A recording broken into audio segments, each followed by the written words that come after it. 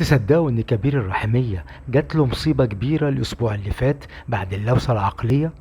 هقول لكم المصيبة إيه. في صباح يوم أخبر فوجئ بإيميل وخطاب رسمي مسجل بعلم الوصول من أحد البنوك الوطنية بضرورة دفع فوائد بملايين الجنيهات للبنك، وإلا إبلاغ البنك المركزي بتأخيره في السداد. هنا جت الصدمة وخبطة في الراس شديدة، لأنه هيقابل مشاكل كبيرة مع المركزي. كبير الرحمية أول حاجة راح يفكر فيها إنه يقلل في رواتب العاملين معاه في الشركة، خصوصا إن مركز الخدمة الوحيد الخاص به لا توجد فيه سيارة واحدة للصيانة، يعني مش قادر يعمل أي مصلحة أبدا من أي عميل.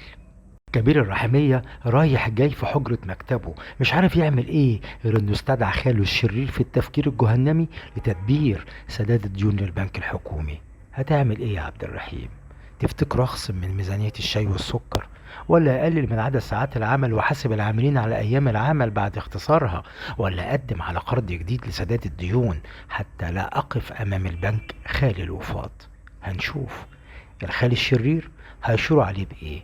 عموما الحكاية هتبان خلال أيام.